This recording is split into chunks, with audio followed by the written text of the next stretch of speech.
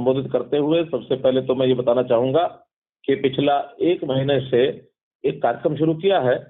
हर शनिवार को कल 5 बजे प्रदेश के किसी न किसी एक वर्ग से मैं सीधी बात करता हूं और हमारे साथियों ने इसका नाम रखा है सीएम संवाद। और मैं कोशिश करूंगा कि लगातार हर शनिवार सायंकाल 5 बजे प्रदेश के किसी न किसी एक वर्ग से या तो सीधी बात की जाए अथवा डायरेक्ट एक जनता के नाम संदेश टीवी रेडियो के साथ भी जुड़ करके कभी कभी कार्यक्रम किया जाएगा। आज एक विशेष जो वर्ग है जिससे मैं आज बातचीत करूंगा, जिनको आज की सूचना दी गई है, ऐसे सब वो परिवार जो अपना जीवन अभी तक बहुत गरीबी में और व्यतीत कर रहे थे। हमने, जैसा आपको जानकारी है, कि पिछले समय सब परिवारों की पहचान करने के लिए उनका जो डाटा बैंक बनाया है, उसमें आय के आधार पर एक वर्गीकरण किया है। उस वर्गीकरण में 1 लाख रुपए तक की आय, वर्ष में 1 लाख रुपए तक जिनकी आय है, उनका एक वर्ग बनाया है। 1 लाख से 1,80,000 तक ये दूसरा वर्ग बनाया है, और अभी 1,80 से ऊपर ये पूरा एक और वर्ग है। तो इनकी समय समय पर अलग अलग योजनाओं के संबंध में मैं बात करता हूं। हमारे आने से पहले जो पिछली सरकारें थी, लगातार वो गरीबी की बात करती थी और नारे लगाती थी, गरीबी हटाओ, गरीबी हटाओ। लेकिन गरीबी हटाने और मिटाने के लिए कोई एक सार्थक पहल, कोई एक कंक्रीट प्रोग्राम जिसके माध्यम से और वो गरीबी के इस अभिशाप से लड़ाई लड़ सके, ऐसा कभी नहीं हुआ।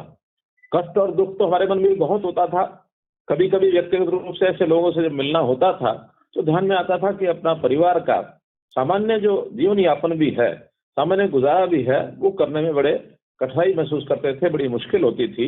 हमने उसके लिए एक योजना बनाई, और योजना ये बनाई कि पहले चरण में जिनकी आय वर्ष की 1 लाख, ऐसी हमने जांच की है, ऐसे परिवारों में से किसी एक व्यक्ति को, और कोई ना कोई उनको व्यवसाय के नाते, चाहे कोई प्राइवेट नौकरी हो अथवा सरकारी नौकरी भी, जो कोई जिसको कहना चाहिए आउटसोर्सिंग, जिसको अभी तक कच्ची नौकरी कहते हैं, उस प्रकार से उनको मिले, या उनका कोई हुनर का विकास किया जाए, स्किल डेवलपमेंट की जाए।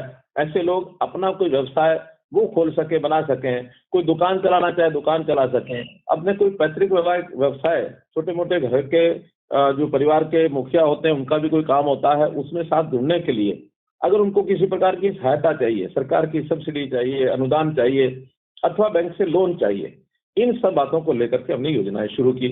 और आपको तो खैर पता इसलिए है कि आप सबने उसमें सहभागिता की है। हमने हर ब्लॉक के अनुसार जो ऐसे कैंप, मुख्यमंत्री अंत्योदय परिवार उत्थान योजना एक योजना बनाई है, और उसके अंतर्गत ऐसे लोगों के बुला करके कैंप लगाने शुरू किए। हर परिवार के किसी एक सदस्य को, जो सामान्यतः युवा है या कोई युवा अगर परिवार में काम करने वाला नहीं है, तो कोई महिला है, कोई पुरुष बड़ी आयु का है, इनमें से लगभग 1 लाख से ऊपर लोगों ने और उन कैंपों को अटेंड किया है। ऐसे 3 बार ये कैंप लगाए गए, और इन 3 बार के कैंप में और लगभग 1 लाख में से 32,000 लोगों का सिलेक्शन हुआ, जिनको कोई ना कोई सहायता जो उन्होंने स्वीकार की। ये सब इच्छा के ऊपर निर्भर करता है, किसने क्या इच्छा व्यक्त की है, और इच्छा के हिसाब से आप लोगों ने जो भी बताया है, उस हिसाब से आपका सिलेक्शन हुआ, चुनाव हुआ। और हमने बैंकों के माध्यम से आपको, जिनको लोन चाहिए था उनको लोन लेके दिया, जिनको कौशल विकास की आवश्यकता थी उनको कौशल विकास के लिए चुना गया, जिनको कहीं प्राइवेट नौकरी दिला सकते थे उनको वो काम दिलाया गया। तो आपको आज बात करते हुए, आपसे बात करते हुए मुझे इस बात की प्रसन्नता है कि आप वो अपना जो गरीबी का कुचक्र है, उसमें से बाहर निकलने के लिए आप कुछ ना कुछ काम करने में आगे आए हैं। अब आपसे बात करते हुए मुझे इसका बात का आनंद है कि कम से कम आपने साहस जुटाया, आपने हिम्मत की है कि मैं भले ही गरीबी में पैदा हुआ हूं, क्योंकि एक दार्शनिक ने कहा है कि व्यक्ति गरीब पैदा होता है, इसमें उसका कोई दोष नहीं है, लेकिन यदि व्यक्ति गरीब मरता है तो निश्चित रूप से उसी का दोष है, क्योंकि आखिर हम जीवन भर मेहनत करेंगे, काम करेंगे तो अपने गरीबी के कुचक्र में से बाहर निकल सकते हैं। हम जिस पीढ़ी में आज हैं, ये तय करें, हम भले गरीबी में जी रहे हैं, लेकिन तय करें कि हमारी अगली पीढ़ी इस गरीबी को न देखे, उसकी पीढ़ी तक हम कुछ ना कुछ ऐसा उसको उस लायक बना सकें कि अपने परिवार को अच्छे से उसका वो पालन कर सके। तो ऐसे जो परिवारों को मदद दी थी, उनमें से आज आप हैं। गरीबी के दूर करने के लिए ये ठीक है कि सरकार कुछ सहायता करती है, क्योंकि सरकार के सामने एक बड़ा विषय ये रहता है कि वर्ग, समाज के 3 वर्ग, अगर मैं मोटे रूप से कहूँ, समाज के 3 वर्ग होते हैं। चाहे वर्ग हमेशा खुद अपना काम भी करता है, अपने व्यवसाय को भी बढ़ाता है, और सरकार की जो स्कीम्स होती हैं, सरकार की योजनाएं होती हैं, सरकार के जो नियम होते हैं, उस नियम के हिसाब से समाज के लिए कुछ विकास के कामों में, कुछ समाज की सहायता के लिए वो कुछ योगदान भी करता है, टैक्स के रूप में करता है, अपने कंट्रीब्यूशन के हिसाब से करता है। तो उनका एक दायित्व होता है कि अपने काम के साथ साथ वो सरकारों को भी कुछ दे, समाज को भी कुछ दे। एक दूसरा वर्ग ऐसा है कि जो न उच्च वर्ग में आता है, न निम्न आय वर्ग में आता है, जिसको मध्य वर्ग का कहते हैं। मध्यम वर्ग के लोग जो होते हैं वो अपना काम करते हैं, अपना परिवार को अच्छे प्रकार से चलाते हैं, उनको न देने की चिंता है, न लेने की चिंता है, क्योंकि वो इस लेवल में है। अधिकांश लोग ऐसे ही हैं जो अपने परिवार को अच्छे प्रकार से चला सकते हैं। और एक वर्ग ऐसा है जिसमें हम सब संबंध रखते हैं, जिसको हम निम्न आय वर्ग का कहते हैं। निम्न आय वर्ग का यानी जो गरीबी हमारी है, उसके कारण कोई भी हो सकते हैं। हमारी परिस्थितियां, हमारे परिवार की परिस्थितियां ऐसी हैं, या कहीं कोई किसी प्रकार की कठिनाई आई, काम करने में काम नहीं मिला, किसी के पास उस प्रकार के साधन नहीं है, नौकरी नहीं मिली, हमारी पढ़ाई ठीक नहीं हुई होगी, तो जो भी कारण रहा हो, लेकिन एक वर्ग ऐसा होता है जो गरीब है। ऐसे गरीब वर्ग को सहायता दी जाए, चाहे वो ग्रांट के रूप में दी जाए, चाहे वो किसी सब्सिडी के रूप में दी जाए, ऋण के रूप में दी जाए, या उनके परिवार के पालन पोषण में अन्य सहायता, जैसे बच्चों की पढ़ाई है वो मुफ्त में हो। अभी जैसे प्रधानमंत्री जी ने हमारे स्वास्थ्य को ठीक रखने के लिए, परिवार में कोई बीमार हो जाता है तो उस के लिए और 5 लाख रुपए तक का जो स्वास्थ्य बीमा मुफ्त में किया है, कि आपका परिवार का कोई सदस्य बीमार होता है तो किसी भी अस्पताल में, जो हमारे एक सूचीबद्ध अस्पताल हमारे पास रजिस्टर्ड है, वहां जाकर के अपना इलाज करा सकता है। 5 लाख रुपए तक किसी को भी कोई पैसा अपने पास से नहीं देना, वो पैसा सरकार भुगतान करेगी। बल्कि हमने तो यहाँ तक किया कि केंद्र सरकार की जो योजना है आयुष्मान भारत, उसमें मात्र 15 लाख परिवार उस सूची में आते थे हमारे हरियाणा के, लेकिन हमने उसका दायरा बढ़ाया कि 15 लाख के बाद भी हमारे यहाँ गरीबी की सीमा 1,20,000 की बजाय हमने 1,80,000 कर दी, और नए 14 लाख परिवार और जुड़ गए। तो हमने उस श्रेणी में अब 29 को चिरायु हरियाणा आयुष्मान भारत दोनों का मिला करके उसको लाभ ये दिलाया जा रहा है, और ऐसे 1.25 करोड़ की जनता उसका लाभ ले सकेगी। और मुझे विश्वास है कि आप तो चूंकि अभी 1 लाख रुपए से नीचे की श्रेणी में आते थे अपने काम के बाद, अब आपकी आय बढ़ेगी, अच्छी बात है, लेकिन उसके बाद भी आपको ये चिरायु हरियाणा का आयुष्मान भारत का ये पूरा लाभ ये अभी मिलता रहेगा। तो आपने जरूर उसका लाभ उठाना शुरू किया होगा। हमने ऐसे जो परिवार हैं इनका वर्ष में एक बार स्वास्थ्य जांच हो, और स्वास्थ्य की जांच का लाभ ये है कि कभी कोई शरीर में किसी प्रकार की शारीरिक कोई कठिनाई आई है तो उसका पहले से पता लग जाए कि शरीर में कोई ऐसी बीमारी तो नहीं पनप रही, आगे चल करके किसी प्रकार की कठिनाई पैदा करे। तो उसके लिए स्वास्थ्य जांच वर्ष में या 2 वर्ष में एक बार सभी की हो जाए, इसका भी हमने अभियान चलाया है, और सब काम अभी आगे हो रहे हैं। तो मित्रों, ऐसी सब योजनाएं जो हमने चलाई हैं, इसका निश्चित लाभ आपको ये मिलेगा। हमें इस लाभ को उठाते हुए अपने परिवार की इनकम बढ़ानी है, और बढ़ाने में हमें खुशी होनी चाहिए, आनंद होना चाहिए। अभी आजकल जैसे परिवार पहचान पत्र में हम लोगों ने सबकी आय की जांच शुरू की है, तो आय की जांच जिनकी वास्तव में कम है उनको सब लाभ देंगे, लेकिन एक समाज का ऐसा वर्ग भी है आय उनकी ठीक ठाक है, अच्छी है, लेकिन किसी न किसी रूप में अपने प्रयत्न करते हैं कि हमारी आय भी कैसे कम हम लिखवा करके उसकी जांच करा लें, ताकि सरकारी लाभ हमको मिल जाए। मेरा ऐसे बंधुओं से निवेदन है कि अगर ऐसा करेंगे तो हम शायद पात्र न होते हुए भी हम उसका लाभ तो उठा लेंगे, लेकिन इसके कारण से जो पात्र हैं उनको लाभ कम मिलेंगे। आखिर तो सरकारी बजट एक सीमा होती है, उसको गरीब परिवारों को खर्च करना है, तो जो वास्तव में कम आय के लोग हैं उनको ही इसका लाभ लेना चाहिए। जो वास्तव में कम आय के लोग नहीं हैं, अच्छी आय है, प्रभु कृपा है, उनको ये सारे खर्च अपने आप करने चाहिए। और एक वृत्ति और भी हमको रखनी चाहिए, हमारी इच्छा ये रहनी चाहिए कैसे अपनी आय को बढ़ाया जाए। आय को बढ़ाने की ओर हमारा शौक होना चाहिए, आय को कम दिखाने में शौक नहीं होना चाहिए। इसलिए आय को अगर बढ़ाएंगे, भले ही सरकारी सेवाएं एक आध दो अगर नहीं भी मिलेंगी तो भी हमारी आय इतना ज्यादा हो जाएगी कि हम सरकारी सहायता के बिना भी हम अपने परिवार को अच्छे प्रकार से चला सकते हैं। तो इस ओर बढ़ना चाहिए। हमको उद्यमी बनना है, हमको शिक्षित होना है। हमारी आयु मानो शिक्षित होने की नहीं है तो कम से कम परिवार के जो बच्चे हैं, इन बच्चों को कैसे हम पढ़ाएं, शिक्षा कैसे दें।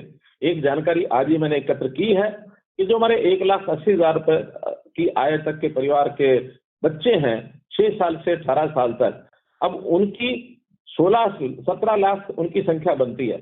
इन 17 लाख में से 2.5 लाख बच्चे आज भी ऐसे हैं जो हमारे रिकॉर्ड में स्कूलों में नहीं जाते हैं। न वो सरकारी स्कूल में है, न वो प्राइवेट स्कूल में है। मालूम नहीं घर बैठ के पढ़ते हैं, नहीं पढ़ते हैं, या मजबूरी में गरीब परिवारों ने उन बच्चों को कोई ना कोई बाल मजदूरी के रूप में काम लेना शुरू कर दिया होगा, जो कि कानूनी वर्जित है। ऐसे बच्चों को हम किसी भी प्रकार का अपना घर का गुजारा कर लें, लेकिन उन बच्चों की पढ़ाई हम न रोकें। घर के काम के लिए हमको राशन मुफ्त मिलता है, हमको 1 किलो चीनी भी मुफ्त मिलती है, हमको 250 रुपए, अब तो हमने 300 रुपए कर दिया है, लाल तेल के नाम से वो भी दिया जाता है। बच्चों की पढ़ाई में कोई पैसा खर्च नहीं होता है, उनकी किताबें मुफ्त में होती हैं, उनकी वर्दी मुफ्त में होती है। और हम आगे चल करके ऐसी योजना भी बना रहे हैं, जिन गरीब लोगों को प्रधानमंत्री आवास योजना में मकान बनाने के लिए अलग से प्रदेश की एक योजना बना रहे हैं, ताकि उनके मकान उनका बन जाए। यदि मकान है और किसी कारण से उसकी मरम्मत की आवश्यकता है, उसका भी हमने 50,000 रुपए के बजाय 80,000 रुपए ये कर दिया है मरम्मत के लिए। हमारी बेटी की शादी है, उसके लिए भी यथा योग्य 31,000, 41,000, 51,000, 71,000 कई स्लैब हैं, अलग अलग वर्गों के लिए अलग अलग वो भी दिया जाता है। परिवार में किसी भी प्रकार की कठिनाई है या हमारी जरूरत है, उसके लिए सरकार हमेशा आपकी मदद करेगी। लेकिन इसके कारण से ऐसा ना हो कि सब सरकार मदद करेगी तो हमको काम क्यों करना। हम काम अच्छे से अच्छा ज्यादा ज्यादा करें, और करने के बाद हमारी आय स्वयं की बढ़े, इसका ही आनंद आना चाहिए। इससे हमारा स्वाभिमान बढ़ता है, इससे हमारा सीना चौड़ा होता है, माथा ऊंचा होता है कि अपने 10 नाखून की कमाई ये कैसे हम करें। काम के कई प्रकार हैं। हमारे 17 विभाग ऐसे हैं जिन्होंने 40 योजनाओं के बारे में आपको कैंपों में बताया है। हमारे सारे बैंक उसके अंदर गए हैं। हमारे जो स्किल डेवलपमेंट यानी हुनर विकास के जितने भी कार्यक्रम हैं, उसकी जानकारी भी आपको वहां दी गई। हम अपनी इच्छा से क्या काम कर सकते हैं, ये विषय वहां हमको बताना होगा। हमारे डिपार्टमेंट के लोग आपकी जानकारी भी आपकी बढ़ाएंगे, आपकी परामर्श, आपकी सलाह लेकर आपको काम भी बनाएंगे। अंग्रेजी में जिसको काउंसलिंग कहते हैं, ये काउंसलिंग भी हम करते हैं, ताकि किस व्यक्ति को कौन सा काम दिया जाए, ताकि उसकी जो आय और आमदन ये बढ़ सके। तो इतने सारे काम हम जो कर रहे हैं, इसका निश्चित रूप से आपको लाभ उठाना चाहिए। और कोई भी जो मदद है वो हम जरूर करेंगे, लेकिन इस छोटी मोटी मदद से या इस हमदर्दी से हमारा जीवन बहुत आगे बढ़ेगा ऐसा नहीं है। आगे बढ़ने के लिए तो हमारी जो इच्छा है, दृढ़ शक्ति है, दृढ़ इच्छा शक्ति, ये जागृत करनी होगी कि मैं कुछ ना कुछ काम करूंगा। मैं तो इसलिए भी सब बातें कहता हूं कि आखिर मैं भी एक छोटे गांव में एक किसान के घर में पैदा हुआ, थोड़ी जमीन थी, खुद काम करते थे, खुद अपने हाथ से काम करके और परिवार को कैसे सहयोग करना है ये भी करते थे। छोटे छोटे काम भी कई सीखे, बढ़ते बढ़ते आगे बढ़ गए। तो मेरा कहने का भाव ये कि हर व्यक्ति जो कुछ भी काम करता है और काम करके मन में संकल्प होता है, चाय का खोखा लगा करके चाय बेचने वाले पिता का बेटा नरेंद्र मोदी देश का प्रधानमंत्री बन गया। अब सभी प्रधानमंत्री बनेंगे ये तो कल्पना नहीं करनी चाहिए, लेकिन हम छोटे जीवन से भी बड़े ऊपर उठने के लिए कहीं भी कुछ भी अच्छा काम कर सकते हैं। तो हम अपनी योग्यता भी बढ़ाएं, पढ़ाई से, स्किलिंग से। हम नहीं तो हमारे बच्चों की स्किलिंग कराएं। एक मन में एक संकल्प लेकर के आगे बढ़ेंगे तो निश्चित रूप से हम अपने इस गरीबी के चक्र में से बाहर निकलेंगे और हमारा जो स्वाभिमान है वो बढ़ेगा। तो मैं तो इतना ही कहते हुए आज आपको ये कहना चाहूंगा कि आपका साथ मैं जरूर दूंगा, लेकिन मेहनत तो आप ही को करनी होगी। आप मेहनत करेंगे तो इसका फल मिलेगा। और गरीबी में जीने वाली आपकी ये जो अंतिम पीढ़ी है, आपके बच्चे गरीबी में न आगे आए और वो हमेशा एक अच्छे परिवार का उनके बैकग्राउंड बने, ये बात आपसे करनी थी। अब चूंकि आपको सरकार की ओर से सहायताएं दी गई है, सरकार बैंक की ओर से कुछ लोन दिलाने की भी व्यवस्था ये की गई है, तो हमें तो आपसे जो बात करनी है वो यही है कि आपके काम करने के बाद आपको कितनी सफलता मिली, आपको कोई कठिनाई आई क्या। हमने एक और भी विचार किया है कि ऐसे जो लोग हैं जिनको सरकारी सहायता मिलती है, अर्थात ये जो 32,000 लोग हैं, ऐसे 50-50 लोगों के ऊपर, 100-100 लोगों के ऊपर एक जिसको कहना चाहिए संरक्षक, एक जो आपके साथ का सहयोगी, जो आपको परामर्श दे सके और कहीं भी आपको आने वाली कठिनाई उसको दूर कर सके। क्योंकि हर किसी को एक गाइड की जरूरत होती है, एक सहायक की जरूरत होती है। आपको अगर ठीक समय पर सहायता मिलेगी तो आप इसमें से कुछ अच्छा काम कर सकेंगे। कहीं ऐसा ना हो कि बैंक से तो आपने पैसा आज ले लिया और काम में सफलता नहीं मिली तो वही ढाक के 3 पार, ये ना हो बने। और ये अगर एक बार हो गया तो फिर असफलता के कारण से व्यक्ति निराश भी होता है। अब असफल ना हो, सफल हो, इसके लिए किसी न किसी सहायता लेना भी आवश्यक होता है। वो हम सहायता लें, हम हमेशा आपके साथ खड़े हैं।